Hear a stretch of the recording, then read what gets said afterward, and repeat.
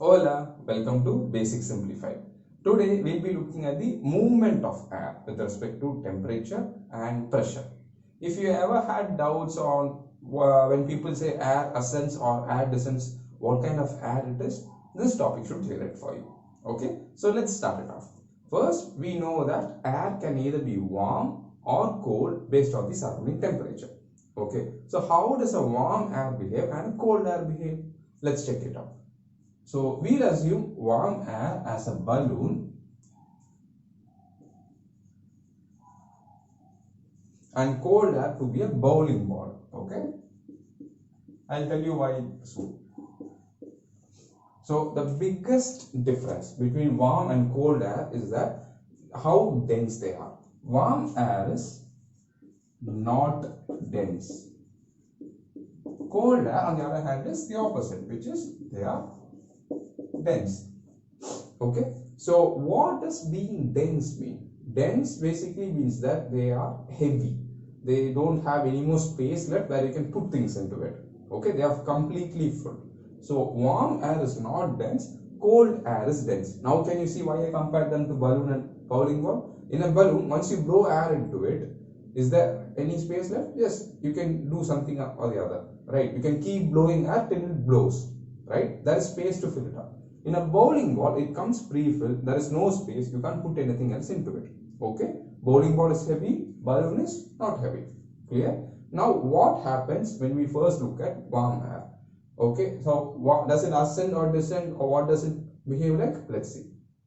What happens when you release the fingers of a balloon that you just filled with air but didn't tie up? It flies all around your room and finally once all air is dissipated, falls to the ground. Clear?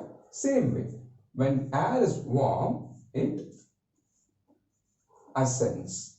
Okay, why does it ascend? Air when it's warm, it's light, it's not dense, it's light. It's like, think of it like a feather. So it keeps going up and up until it reaches the troposphere.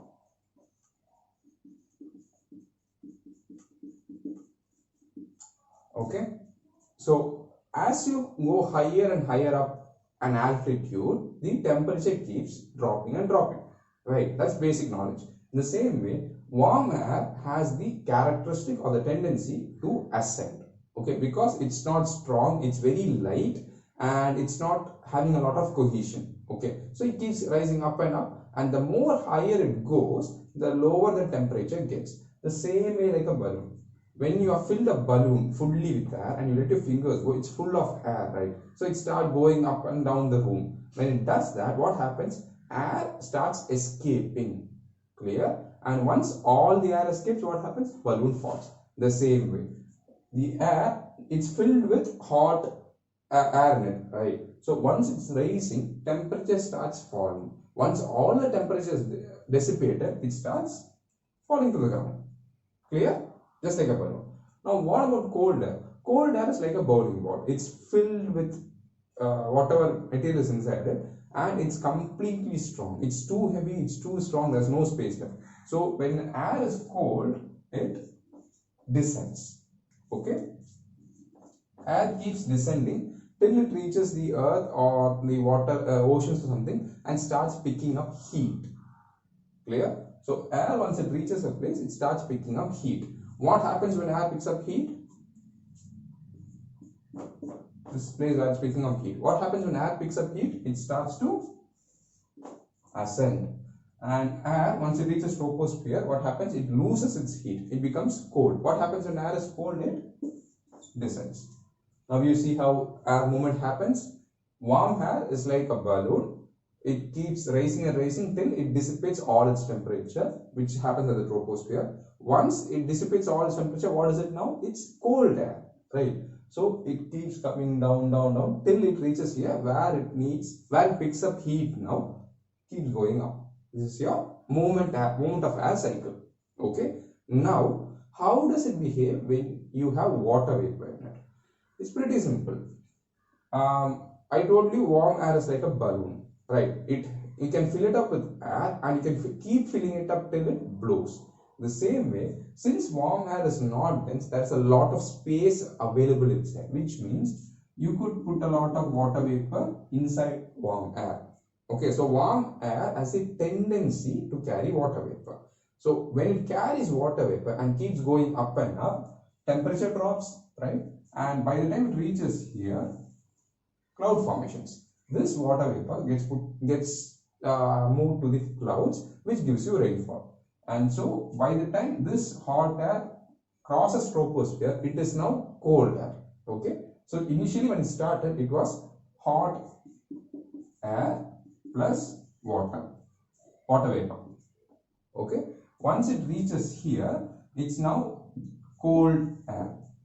Okay. So it comes down, still cold air, keeps coming down, and once it reaches here, what happens to cold air? It picks up heat, it expands, becomes bigger, becomes looser. Right. So cold air is now converted into hot air, and when it's going up, it picks up water vapor, becoming hot air and water vapor. Simple. I'll do it once more. Your hot air is loose. There's a lot of space that can be filled. It's not strong enough and everything. Okay. So what happens? It attracts water vapor. It fills up water vapor into the available spaces when it's going up, when it's ascending. While ascending, hot air has a tendency to lose its heat temperature. Right. Once it's losing its heat, the space is getting contracted. Okay. Think of why I'm saying contracting and expanding. What happens when you pour water into a glass and keep it into a freezer? It becomes ice. Right. What happens when you pour water into a bowl and put it on the stove? It evaporates, becomes steam. The same way. To become ice, it needs to be strong. There shouldn't be any space left. The same way, hot air with water vapor, when it's rising, it's losing that heat. It's starting to compress, to become strong like cold air. So, to compress, it has to kick out the alien inside it, which is your water vapor. Okay. This water vapor gets accumulated as a cloud. And by the time this is done, when coming out, hot air plus water vapor is now transformed into cold air. Okay. What does cold air do? It descends, and by the time it reaches the surface, it starts to pick up heat. It starts to loosen up, expand. Okay. And again, it now picks up water vapor in the free spaces, goes up. You now learned how water vapor behaves in air. Now the final one, which is pressure. Okay. You would have heard low pressure, high pressure and everything. Don't get tense, don't get confused. It is pretty easy.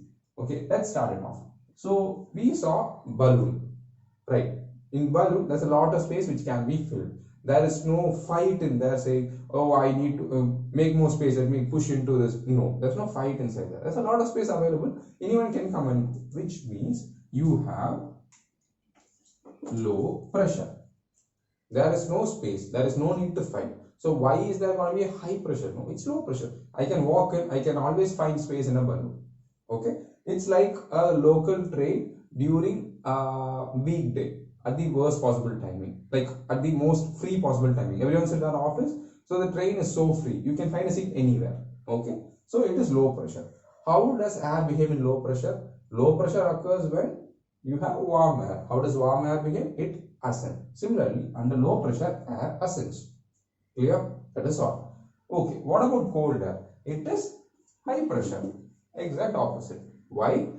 In cold air, it is so strong, it is so cohesive, there is no space left. So to get into it, you have to fight. You have to push someone out to get into it.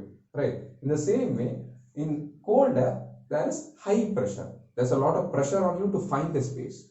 Okay? So what happens when cold air is there? It descends. Similarly, what happens in high pressure areas? Air descends. And that's how air behaves with temperature, with water vapor and pressure. Are you clear?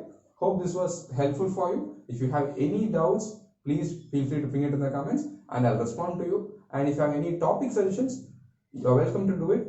I'm always looking forward to any suggestions or any advices.